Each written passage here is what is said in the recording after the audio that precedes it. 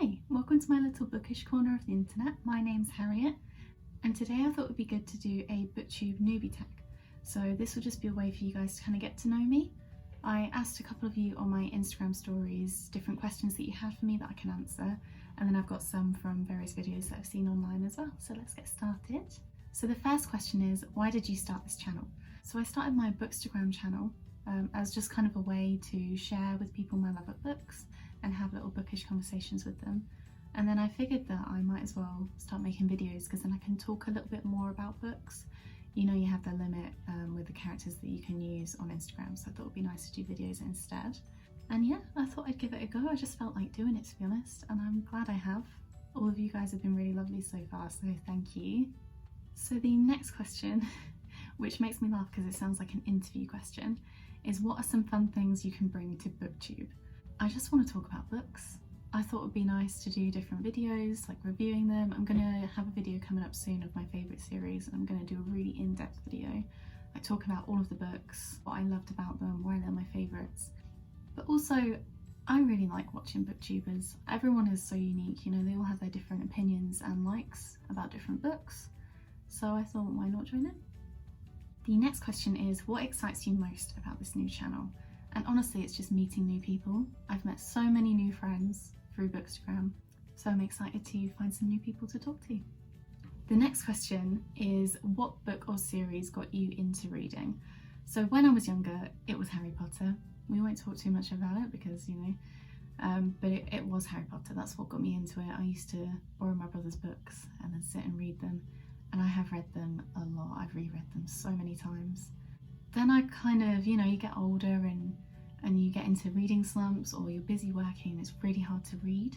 And finding the time to read is really difficult as well. Last year, obviously when all the lockdown stuff happened, I started reading some more classics. And that's kind of what got me back into reading again, especially Pride and Prejudice by Jane Austen. That really, really got me back into it. So the next question kind of follows on from that, which is, when did you start reading? In all my family videos, literally when I'm a baby, before I can even read, all I wanted to do was look at books. So I didn't know what was going on, but I just wanted to open the books and have a look at all the pages. Ever since I can remember, but properly reading, as I say, I used to take my brother's Harry Potter books. I was maybe 6 or 7 when I started doing that. I'm gonna be 23 this year, which is really scary.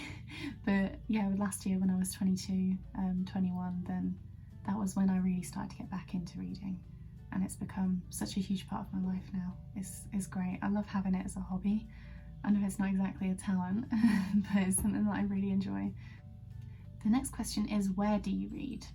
It depends where I am. Currently I'm living with my partner through lockdown because otherwise I won't be able to see him. So I moved here to his house, and I mainly just read in his room while he's working because he has a comic book that he's working on, which is really cool. You should check him out. I'll leave his Instagram link down below. He doesn't go on it a lot at the moment because he's working really hard on the new pages. So every day he tries to do like 1.5 to 2 pages, which is crazy. He's so talented, so I'll leave that below. But yeah, I usually read upstairs. When I'm home, I like to read in the lounge, just anywhere comfy. And then in the summer, it's always outside. I love reading outside. And the last question that wasn't asked by people on my Instagram is, what kind of books do you like to read? My main taste is fantasy. I love fantasy. I feel like I can escape with it, and I think that's why I love it so much. And the characters are always so rich. It just gives you like a little slice of something that we don't have in reality. So your magic, dragons, things like that. So it's mainly fantasy, but I also really like romance, classics. I've read a tiny bit of sci-fi. Sometimes it confuses me. It depends what kind of sci-fi it is, because I really wasn't very good at science when I was younger. But I have read Do Your Androids Dream of Electric Sheep, and I really enjoyed that one. It was kind of hard to realise what was going on, because I find that Philip K. Dick kind of assumes that you would know what's going on, and I find that a lot with sci-fi. But I read Annihilation, and I really, really liked that because it was more story-based as opposed to science. So it does depend on what kind of sci-fi it is. But I do want to read more, definitely. Okay, so now we're on to the questions that my Instagram followers asked me, so thank you if you sent me some questions. So Justin asked, do you like horror books? Now when I was maybe 14, 15, I read quite a bit of Stephen King, and that lasted around 1.5 years, and then I stopped reading because I left school. I started my apprenticeship when I was 16, So I lost the momentum, you know, which is annoying because I did really enjoy them. I remember loving The Shining, and then there's a book called The Cell, which I haven't heard many people talk about, but that was really good. That was a really cool one. I enjoyed that a lot. So I don't read a lot of them anymore, but I would really like to get back into them.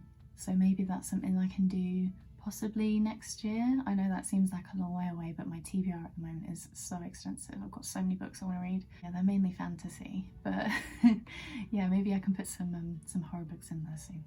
And then another one of my followers asked, has your love of book influenced your life in any way? And I have to say, this is such a lovely question. I really, really liked it. As soon as I read it, I was like, yeah, I want to answer that. So I think especially recently it has, because obviously I'm coming out a bit more. I'm on the internet, you know, everyone can see my face, see the way I talk, my mannerisms.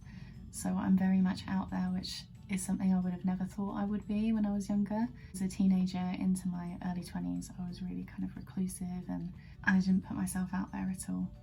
So in that aspect, it has changed because I want to talk to people about books and I want to discuss and, you know, make bookish friends and just talk to people. But then also I'd rather stay and read than go out.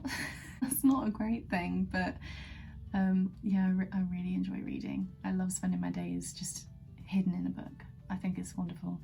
So yeah, I would say it's influenced my life quite a lot. Some for the better, some for the worse, but mainly for the better. And then Annie asked the really hard question of who's your favourite fictional character? So I have a lot. If you've watched my previous video, you'll know how much I love Earthy. I'm actually going to do a whole video about that series soon. So if you're interested in learning what it's about without too many spoilers, then keep an eye out for that.